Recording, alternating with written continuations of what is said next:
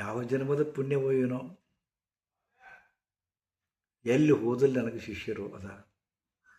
ಯಾಕಂದರೆ 64 ವರ್ಷ ಆಯ್ತು ನಾ ಕಲಿಸ್ಲಿಕ್ಕೆ ಹತ್ತಿ. ಆಶ್ರಮ ಮಾಡಿ 44 ವರ್ಷ ಆಯಿತು. ಜಗತ್ತಿನಾದ್ಯಂತ 19 ಲಕ್ಷ ಜನ ಶಿಷ್ಯರು, ಎಲ್ಲಿ ಹೋದಲ್ಲೆಲ್ಲ ಶಿಷ್ಯರು, ಈವನ್ ಫಾರಿನ್ ಕಂಟ್ರಿಗಳು ಕೂಡ ಇಲ್ಲಿ ಬರ್ತಾರ, ನಾನು ಕೂಡ ಒಂದು ಇರ್ತಾರ, ಸಾಧನೆ ಕಲಿತಾರ, ಗುರುಗಳದ್ದು ಎಲ್ಲ ಗೊತ್ತಾಗುತ್ತೆ ಜ್ಞಾನ. ಅವರ ಇದ್ರೊಳಗೆ ಅವ್ರ ಫಿದಾ ಹಾಕಾರ, ಭಾಳ ಪ್ರೀತಿ ಮಾಡೋಕ್ಕೆ ಶುರು ಮಾಡ್ತಾರೆ. ಹೋಗು ಮುಂದೆ ಕಣ್ಣ ನೀರು ತಂದು, ಗುರುಜಿ ನಮ್ಮ ಮನೆ ಬರಬೇಕು, ಒಮ್ಮೆ ನಮ್ಮ ಆತಿಥ್ಯ ಸ್ವೀಕಾರ ಮಾಡಲೇಬೇಕು ಗುರುಜಿ, ಯಾವಾಗ ಬರ್ತಿರ್ತಾವು ಹಾಗೆ ಹೀಗೆ ಕೇಳ್ತಾರೆ. ಹೋಗ್ತಾರೆ, ಅವಾಗ ಅವಾಗ ಫೋನ್ ಮಾಡ್ತಾ ಇರ್ತಾರೆ. ಫೋನ್ ಮಾಡುವಾಗ ಗುರುಜಿ ಯಾವಾಗ ಬರ್ತೀರಿ ಅಂತ ಕೇಳ್ತಾರೆ. ಬರಲೇಬೇಕು ಅಂತ ಒತ್ತಾಯ ಮಾಡ್ತಾರೆ. ನಡೆದಿರ್ತದೆ. ದೊಡ್ಡ ಊರದು ಅವ್ರು ಇರೋದು, ನಮ್ಮ ಶಿಷ್ಯರು ದೊಡ್ಡ ಊರದು, ಸುತ್ತಮುತ್ತಲು ನೋಡ್ತಕ್ಕಂಥ ಪ್ರದೇಶಗಳು ಭಾಳ. ಹೀಗಾಗಿ ಅವ್ರು ಪದೇ ಪದೇ ಕರೆದ್ರಿಂದ ನಾನು ಪ್ಲ್ಯಾನ್ ಹಾಕಿದೆ. ಸುಮ್ಮನೆ ಎಲ್ಲ ನನಗೂ ಬೇಜಾರಾಗಿದೆ. ಯಾವಾಗಾದ್ರೂ ಸ್ವಲ್ಪ ನಾನು ಈ ಬೇಜಾರಿನಿಂದ ಹೊರಗೆ ಬರಬೇಕು ಅಂತ ತಿಳ್ಕೊಂಡು ಒಂದು ಸಲ ಅವರು ಊರಿಗೆ ಹೋಗ್ಬೇಕಾಯ್ತು. ನಾ ಬರ್ತೀನಿ ಅಂತಂದೆ. ಬರ್ತೀನಿ ಅಂದ್ಕೂಳೆ ಸುಮಾರು ಹಲವು ವರ್ಷಗಳ ಹಿಂದಿನ ಮಾತಿದ್ದು. ಹೋದೆ, ಒಂದು ಸ್ಟೇಷನ್ಗೆ ಇಳಿದೆ, ಕಾರ್ ಕಳಿಸಿದ್ರು, ಮನೆಗೆ ಹೋದೆ. ನಿಲ್ರಿ ಗುರುಜಿ, ಸ್ವಲ್ಪ ಅಲ್ಲೇ ನಿಲ್ರಿ ಅಂತ ಅಂದರು. ಮನೆ ಹಾಕಿದರು, ಉದ್ದಿನ ಕಡ್ಡಿ ಎಲ್ಲ ತಯಾರು ಮಾಡಿದ್ರು, ಚೂಟಿ ತಯಾರು ಮಾಡಿದ್ರು. ನನ್ನ ಮನೆ ಮ್ಯಾಗ ನಿಲ್ಲಿಸಿದ್ರು, ನೀರು ಹಾಕಿದರು, ಬಿಸಿನೀರು ತಣ್ಣೀರು ಎಲ್ಲ ಹಾಕಿದರು. ಹಾಕಿ ಆದಮೇಲೆ ಪೂಜೆ ಮಾಡಿಕೊಂಡ್ರು. ಅಲ್ಲೇ ಹೊರಗೇನೆ ದೊಡ್ಡ ಹಾರ ಹಾಕಿದರು. ಅತ್ಯಂತ ಆದರದಿಂದ ಒಳಗೆ ಕರ್ಕೊಂಡು ಹೋದರು. ಏನು ಭಕ್ತಿ, ಏನು ಪರಾಕಾಷ್ಠತೆ. ಎಲ್ಲ ತಮ್ಮ ಬಂಧು ಬಾಂಧವರನ್ನು ಮಿತ್ರರನ್ನು ಕರೆಸಿದ್ರು. ಒಳಗೆ ಶಾಸ್ತ್ರೋಕ್ತ ಗುರುಪಾದ ಪೂಜೆಯನ್ನು ಮಾಡಿಕೊಂಡ್ರು. ನಮ್ಮ ಗುರುಗಳು ಅಂತ ಇಂಟ್ರೊಡ್ಯೂಸ್ ಮಾಡಿಕೊಂಡ್ರು. ಇವ್ರ ಆಶ್ರಮ ನೋಡ್ಬೇಕು, ಭಾಳ ಅದ್ಭುತ ಅಂದರು. ಹೀಗೆ ಹಾಡಿ ಹೊಗಳಿದ್ರು. ಆಯಿತು, ಸಾಯಂಕಾಲ ಸತ್ಸಂಗ ಇಟ್ಕೊಂಡಿರ್ತೀವಿ. ಎಲ್ಲರೂ ತಮ್ಮ ಮನೆಗೆ ಹೋದರು. ಮಾರನೇ ದಿವಸ ನಮ್ಮ ಶುರು ಆಯ್ತು ನೋಡು, ಗುರುಜಿ ಇವತ್ತು ಅಲ್ಲಿ ಕರ್ಕೊಂಡು ಹೋಗ್ತೀನಿ ಅಂದರು. ಹೋಗಿ ಬಂದೀವಿ. ಅಷ್ಟೊತ್ತಿಗೆ ಅವರು ಒಂದು ವಾರ ರಜೆ ಹಾಕಿದ್ರು ನನ್ನ ಸಲುವಾಗಿ. ಅವರು ನಾನು ಅಂದೆ, ನೋಡಪ್ಪ, ನನ್ನ ಸಂಬಂಧ ಒಂದು ವಾರ ರಜೆ ಹಾಕ್ತೀರಿ, ಏನು ನಿಮ್ಮದು ಹೆಂಗೆ ಡ್ಯೂಟಿ ಅದ ಅಂತ ಕೇಳ್ಕೊಂಡೆ. ಅದನ್ನು ಮಾಡಿರಿ ಇದನ್ನು ಮಾಡಿಲ್ಲ ಅಂತ ತಿಳ್ಕೊಂಡು ಅಂತಂದು. ಇಲ್ಲ ಗುರುಜಿ, ಇನ್ನೂ 2 ದಿವಸ ಇರ್ತೀವಿ, ಮತ್ತು ಆಮೇಲೆ ನಾವು ಡ್ಯೂಟಿ ಹೋಗ್ತೀವಿ ಅಂತಂದರು. 2 ದಿವಸ ಅಲ್ಲಾಡೆ ಬಂದಿದ್ದಾಯಿತು. ದಿನಾಲು ಬೆಳಗ್ಗೆ ಪಾದ ಪೂಜೆ, ಆಮೇಲೆ ಹೊರಗಡೆ ಹೋಗೋದು. ಅತ್ಯಂತ ಭಾಳ ನನಗೇ ಮುಜುಗರ ಪಡುವಷ್ಟು ಅತ್ಯಂತ ಪ್ರೀತಿಯಿಂದ ನನಗೆ ಕರ್ಕೊಂಡು ಹೋದಲ್ಲೆಲ್ಲ ನಮ್ಮ ಗುರುಗಳು ಅಂತೂ ಇಂಟ್ರೊಡ್ಯೂಸ್ ಮಾಡ್ತಾಯಿದ್ರು. ಆನಂತರ ನನ್ನ ಅತ್ಯಂತ ಭಕ್ತಿಯಿಂದ ಕಾಣ್ತಿದ್ರು. ಆಯಿತು, 3 ದಿವಸ ಆಯಿತು. 4ನೇ ದಿವಸ ಸ್ವಲ್ಪ ನಾನೇ ಹೇಳಿದ್ದೆಲ್ಲ, ಜಾಯ್ನ್ ಆಗಿರಿ ಡ್ಯೂಟಿಗೆ ಅಂತ ತಿಳ್ಕೊಂಡು. ಗುರುಜಿ, ನಮ್ಮೊಬ್ಬನ ಶಿಷ್ಯನ ಇಡ್ತೀನಿ, ಅವನು ಕೂಡ ಇದನ್ನು ಮಾಡಿರಿ, ನಾವು ಡ್ಯೂಟಿಗೆ ಹೋಗ್ತೀವಿ ಅಂದರು. ಹೋದರು. ಆನಂತರ ಮೊದಲ ಈಗ ಮನೆ ತುಂಬ ಮಂದಿದ್ರು. ಅವ್ರು ಕೂಡ ಅವರೊಂದು ಬಂದವರು ಹೋದರು. ಮತ್ತು ಇವರಿಬ್ಬರು ಡ್ಯೂಟಿ ಹೋದರು. ಆ ಶಿಷ್ಯ ಅವರ ಆಳು ನಮ್ಮನ್ನ ನಮ್ಮ ಬಗ್ಗೆ ಕಂಡ್ಕೊಂಡಿದ್ದ. ನಿಮ್ಮ ಶಿಷ್ಯನ ಇಡ್ತೀನಿ ಅಂತಕೊಂಡು ಹೇಳಿ ಇಟ್ಟು ಹೋದರು ಅವರು. ಈಗ ಒಬ್ಬನೇ ಕೂಡಲಿಕ್ಕೆ ಅಲ್ಲೆಲ್ಲಿ ಇದು ಮಾಡಲಿಕ್ಕೆ ಬೇಜಾರಾಯಿತು. ಆದರೂ ನನಗೆ ಒಂದು ಏನು ಅನ್ನಿಸ್ತದಪ್ಪ, ನನಗೆ ಅವಕಾಶ ಸಿಗ್ತಲ್ಲ ಒಬ್ಬನೇ ಇರಲಿಕ್ಕೆ ಅಂದ್ಕೊಂಡು ಖುಷಿನೂ ಆಗ್ತದೆ. ಅನೇಕ ಸಾಧನೆ ಮಾಡ್ತೀನಿ, ಧ್ಯಾನ ಮಾಡ್ತೀನಿ, ಅಂತ ಓದ್ತೀನಿ, ಅಥವಾ ಒಳ್ಳೆಯ ಯೂಟ್ಯೂಬ್ಗಳನ್ನು ಕೂಡ ನಾನು ನೋಡ್ತಿರ್ತೀನಿ. ಆಯಿತು, ಮತ್ತೆ ಒಂದು ದಿವಸ ಹೋಯಿತು, ಮತ್ತೆ ಅಡ್ಡಾಡಿ ಬಂದೀವಿ. ಆದರೆ ನಾನು ಗಮನಿಸ್ತಾ ಇದ್ದೆ, ಮೊದಲ ಏನು ಬಂದ ಕ್ಷಣಕ್ಕೆ ಎಷ್ಟು ಉತ್ಕಟವಾದ ಭಕ್ತಿ, ಪ್ರೀತಿ, ಪ್ರೇಮ, ವಿಶ್ವಾಸ ಇತ್ತು. ಬರ್ತಾ ಬರ್ತಾ ಬರ್ತಾ ಬರ್ತಾ ಅದರ ರೇಂಜ್ ಕಮ್ಮಿ ಆಕೊಂತ ಬಂದಿತ್ತು. ವಿಚಿತ್ರ ಅಂದ್ರೆ, ನನ್ನ ಕೂಡ ಇರ್ತಕ್ಕಂಥ ಶಿಷ್ಯ ಅವನ ಮನೆಗೆ ಯಾರೋ ತೊಂದರೆ ಆಯ್ತು ಅಂತ ತಿಳ್ಕೊಂಡು 2 ದಿವಸ ರಜಾ ಹಾಕಿ ಹೋಗ್ಯನ್ರಿ ಅಂತ ತಿಳ್ಕೊಂಡು ಅವ್ರಿಗೆ ಹೇಳ್ಕೊಂಡು ಹೋಗ್ಬಿಟ್ಟು, ಗುರುಜಿ ಹ್ಯಾಂಗೆ ಮಾಡೋಣ ಅಂತಂದ್ರು. ಆಯ್ತು ಬಿಡಪ್ಪ, ನಾವು ಒಬ್ಬನೇ ಕೂಡಕ್ಕೂ ತಯಾರಿದ್ದೀನಿ, ಒಬ್ಬನೇ ಇರೋಕ್ಕೂ ತಯಾರಿದ್ದೀನಿ, ಆಯಿತು ಅಂತ ತಿಳ್ಕೊಂಡು ಒಂದೆರಡು ಪುಸ್ತಕ ಇಸ್ಕೊಂಡೆ. ಸ್ವಾಮಿ ಆ, ವಿಶುದ್ಧಾನಂದರು ಬರೆದಂಥ ಒಂದು ಹಿಂದಿ ಪುಸ್ತಕ ಇತ್ತು. ನಾನು ಓಡ್ತಾ ಕೊಡ್ತೀನಿ, ಏನು ಕಾಳಜಿ ಮಾಡಬೇಡ್ರಿ ಅಂದ್ಕೊಂಡಂತಂದೆ. ಅವರೆಲ್ಲ ನಮಗೆ ಏನು ಬೇಕು ಎಲ್ಲ ಇಟ್ಟು ಹೋದ್ರು ಅವರು.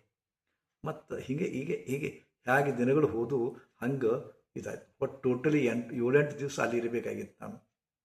ಎಲ್ಲ ತೋರಿಸ್ತೀನಿ. 7-8 10 ದಿವಸ ಹೇಳಿದ್ರು ಇರ್ಲಪ್ಪ ಅಂದ್ಕೊಂಡು 8 ದಿವಸ ಹೋಗಿದ್ದೆ. ನಾನು ಗಮನಿಸ್ತಾ ಇದ್ದೆ, ಮೊದಲು ಎಷ್ಟು ಭಕ್ತಿ ಇತ್ತು, ಕಡಿಮೆ ಆಗೋದು ಸಹಜದು. ಕಡಿಮೆ ಆದಂದರೆ ಇದು ಇಲ್ಲ, ಸಹಜತೆ ಇತ್ತು ಅದರಲ್ಲಿ.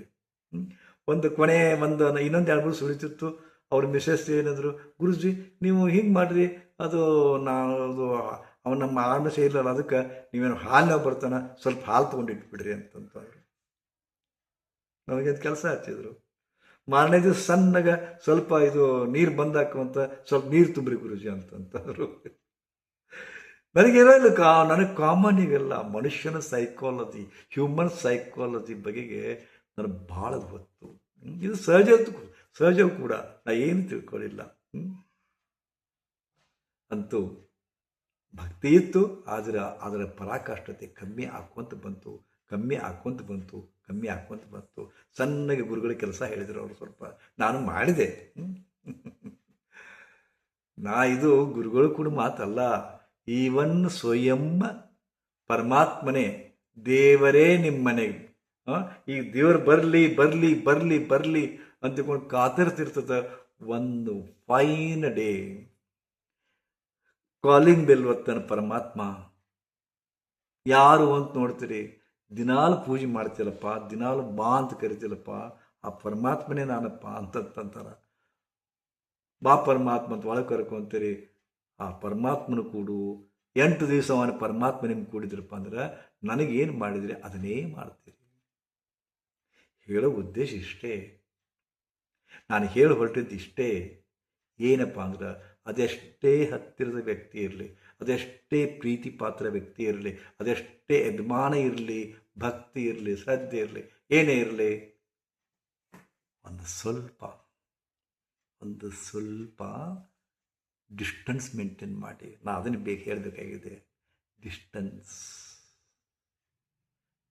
ಮೇಂಟೈನ್ ಮಾಡಿ. ಬಟ್ ನಮ್ಮ ದೌರ್ಬಲ್ಯ ಏನಪ್ಪ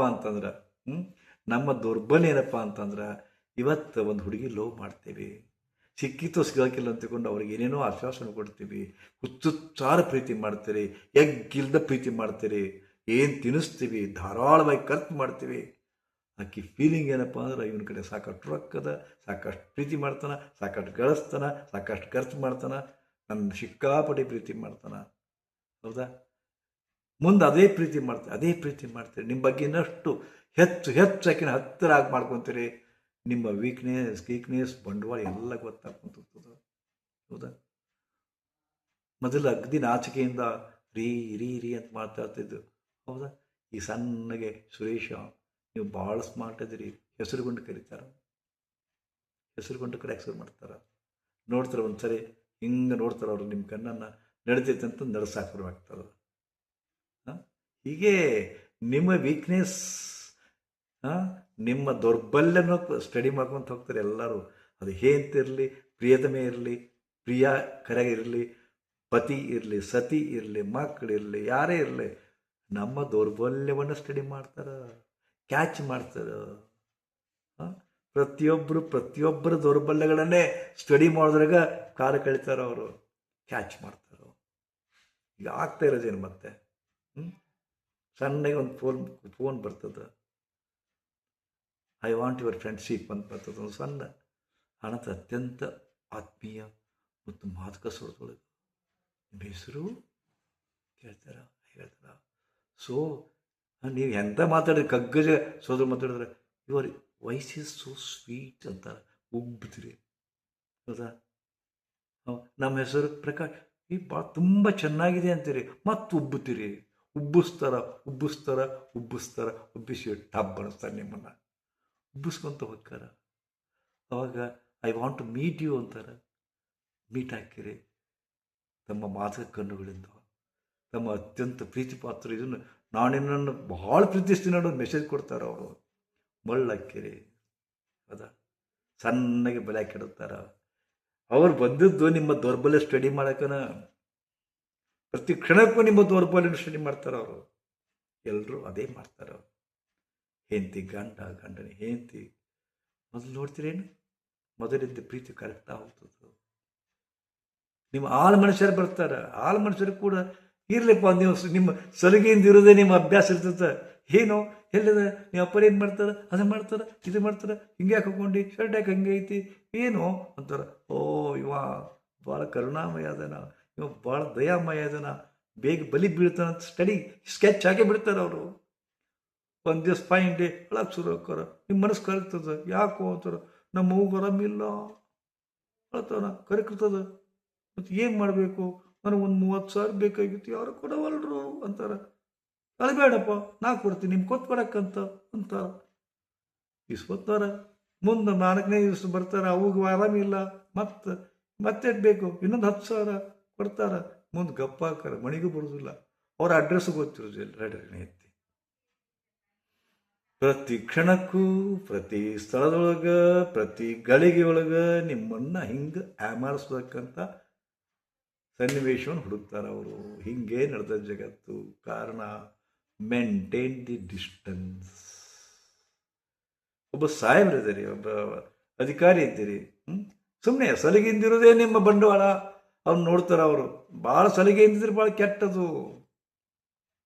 ವೀಕ್ನೆಸ್ ಮಾಡ್ಕೊತಾರ. ಅಲ್ಲಿ ನಾನು ಹೋಗಿದ್ನಲ್ಲ ಮನೆಯೊಳಗೆ, ಒಬ್ರು ಯಾರೋ ಫೋನ್ ಮಾಡ್ತಿದ್ರು, ಕೇಳಿದ್ರೆ ಗುರುಗಳ ಅವ್ರು ನಮ್ಮ ಮನೆಗೆ ಬಂದಾರ. ಹೌದಾ, ಹಿಂಗೆ ಏನೇನೋ ಮಾತಾಡ್ತಿದ್ರು. ನಾನು ಕಿವಿ ಬಿತ್ತು, ಗುರುಗಳು ನಮ್ಮ ಮನೆಯವ್ರ ಇದ್ದಂಗೆ ಬರ್ರಿ ನೀವು, ನಾ ಎಲ್ಲ ಇದು ಮಾಡ್ತೀನಿ ಬರ್ರಿ ಅಂತ್ಕೊಂಡು. ಒಟ್ಟು ನಮ್ಮನ್ನು ಗುತ್ತಿಗಿಡಿದ ಟೈಪು, ನೀವು ಬರ್ರಿ, ಎಲ್ಲ ಆಶೀರ್ವಾದ ಕೊಡಿಸ್ತೀನಿ ಬರ್ರಿ. ನೋಡಿ, ಮೊದಲು ಎಷ್ಟು ಭಕ್ತಿ ಇತ್ತು, ಇದೇ ಇತ್ತು, ಈ ನಮ್ಮವ್ರು ಆಗಿಬಿಟ್ಟಾರ ಅಂತ ಹೇಳಿಬಿಟ್ರು ಅವರು. ಹೀಗೆ ರೀ, ನಿಮಗೊಂದು ಗೊತ್ತಾಗಲಿಲ್ಲ. ಮೇಂಟೈನ್ ದಿ ಡಿಸ್ಟೆನ್ಸ್ ಅನ್ನೋ ಟೆಕ್ನಿಕ್ ಗೊತ್ತಾಗಲಿಲ್ಲ. Gap, find A gap, keep A gap. ಈ ಗ್ಯಾಪ್ ಇರಲಿ, ಎಷ್ಟೇ ಹತ್ತಿರ ಇರಲಿ, ಬ್ಯಾಕ್ ಗ್ಯಾಪ್. ಫ್ರೆಂಡ್ಸ್ ಇರಲಿ, ಯಾರೇ ಇರಲಿ. ಬಟ್ ನಾ ಹೇಳ್ತೀನಿ, ನಾನೇ ಹಂಗಿಲ್ಲ. ಯಾಕಂದ್ರೆ ನನಗೆ ಭಾಳ ಸಲಿಗೆ ಇದ್ದದೆ. ನಾನು ಎಲ್ಲರೂ ಕೂಡ ಮುಕ್ತವಾಗಿ ಮಾತಾಡ್ತೀನಿ. ಒಣ ದಿಮಾಕಿ ನನ್ನಲ್ಲಿ. ಹೌದಾ, ಅತ್ಯಂತ ಸರಳ ಸರಳ ಸರಳ. ಇದೇನು ಒಂದು ದೊಡ್ಡ ವೀಕ್ನೆಸ್ ಆಗಿದೆ. ಏನು ಮಾಡೋದು? ಯಾರೋ ಬರ್ತಾರ, ಯೂಟ್ಯೂಬ್ನ ನೋಡಿರ್ತಾರ, ಭಯಂಕರ ಭಕ್ತಿ, ನಿಮ್ಮನ್ನು ಭೇಟಿ ಮಾಡ್ಬೇಕಾಗೈತಿ, ನಿಮ್ಮ ದರ್ಶನಕ್ಕೆ ಭಾಗ್ಯ ಸಿಗಬೇಕಾಗೈತಿ ಅಂತಾರೆ.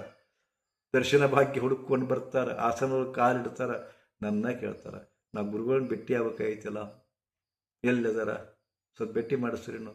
ನಾನೇ ಅಂತಂದ್ಕೊಳ್ಳಿ, ಹೌದಾ ಅಂತಾರೆ ಅವರು. ನಾ ಚಪರಾಸಿ ಟೈಪ್ ಹಿಂಗೆ ಅಡ್ಡಾಡ್ತಿರ್ತೀನಿ ನೋಡಿ. ಯಾಕಂದ್ರೆ ಇಲ್ಲಿ ಬಂದರೆ ನಾ ಗುರೂಜಿ ಅಂತಕ್ಕಂಥ ಹೇಳ್ತಕ್ಕಂಥ ಯಾವ ಕಟೌಟ್ ಇಲ್ಲ, ಇದ್ರ ಪ್ರಚಾರ ಇಲ್ಲ. ನನಗೆ ಅತ್ಯಂತ ಸರಳತೆ ಬೇಕಾಗಿತ್ತಲ್ಲ, ಆ ಸರಳತೆ ನನಗೆ ಉರುಳಾಗ್ಯದು. ಡಿಸ್ಟೆನ್ಸು ನಾ ಮೇಂಟೈನ್ ಮಾಡಲಿಲ್ಲ ನಿಮ್ಮಿಂದ. ನೀವು ಬಂದು ಕೂಡ ದರ್ಶನ ಕೊಡ್ತೀನಿ. ನಾ ಒಳಗೆ ಚೆಸ್ಟ್ ಆಡ್ಕೊಂತ ಕುಂತು ಇನ್ನೂ ಒಂದು ತಾಸು ಕಾಯಿಸಿದಾಗ ನೀವು ಕಾತುರಿಂದ ಕಾಯ್ಬೇಕು. ಗುರುಗಳು ಅದ್ರನ್ನು ಬಂದ್ರೇನು ಯಾವಾಗ ಬರ್ತಾರೆ, ಒಂದು ಕಾತುರಿಂದ ಕಾಯ್ಬೇಕು. ಹಂಗೆ ನಾ ಮಾಡಲಿಲ್ಲ, ನಾನು. ನೀವು ಬಂದ್ರಿ, ಭೇಟಿ ಕೊಟ್ಟೆ ಬಿಟ್ಟು ನಾನು ಕದ ತೆಗದೆ, ನಾನೇ ಕುಡಿಸಿದ್ದೆ. ಅವಾಗ ಸಣ್ಣಗೆ ನಿಮ್ಮ ಭಕ್ತಿ ಕಮ್ಮಿ ಆಗ್ಬಿಡ್ತದೆ. ನನಗೆ ಹ್ಯೂಮನ್ ಸೈಕಾಲಜಿ ಎಲ್ಲ ಗೊತ್ತದ ರೀ. ಆದ್ರೆ ನಾ ಇಂಥಲ್ಲಿ ನಾಟಕ ಮಾಡೋದು ಲೈಕ್ ಇಲ್ಲ ನನಗೆ. ಸರಳ, ನಾ ಹೆಂಗದೇನೆ ಹಂಗಿರ್ಬೇಕಂತ ಮಾಡಿಸ್ತದ. ಆದರೆ ಜಗತ್ತಿಗೆ ನಾಟಕ ಬೇಕು. ಜಗತ್ತಿಗೆ ನಾಟಕ ಬೇಕ್ರಿ. ನಾಟಕ ಮಾಡ್ತಾರೆ, ನಾಟಕ ನೋಡ್ತಾರೆ, ನಾಟಕ ನೆಚ್ಕೊಂತಾರ. ನಾಟಕ ಮಾಡೋರನ್ನ ದೇವ್ರಂತ ನಂಬ್ತಾರ. ಸರಳತೆಯವ್ರನ್ನ ಯಾರೂ ಒಪ್ಪೋದಿಲ್ಲ. ಜಗತ್ತು ಬಹಳ ಮಜಾ ಆದವರು. ಮೋದಿಯವರೇ ಹಿಂಗೆ ಆರಾಮ್ ಅಡ್ಡಾಡ್ಕೊಂಡು ಕೂತಾರೆ. ಮೋದಿಯವ್ರು ಪರಿಚಯ ಆಗೋದಿಲ್ಲ. ಹಿಂದೆ ಕೊಯ್ ಅನ್ಕೊಂತ 10 ಕಾರ್ ಹೋಗಬೇಕು, ಕಮಾಂಡೋ ಕಾರ್ ಹೋಗಬೇಕು. ಅವಾಗ ಮೋದಿಯವ್ರು ಬಂದರು ಅಂತಾರ. DC ಮಗ್ಲ ಅಡ್ಡಾಡ್ತಿದ್ರೆ, ಕಾಯಿಪಲ್ಲೆ ತೊಗೊಂತಿದ್ರೆ DC ಅನ್ನೋದಿಲ್ಲ, ಅವನ ಕಿಮ್ಮತ್ತು ಕೊಡೋದಿಲ್ಲ. ಅವನ ಹಿಂದೆ 4 ಮಂದಿ ಪೊಲೀಸರು ಇರಬೇಕು. ಜಗತ್ತು ಹಂಗದು.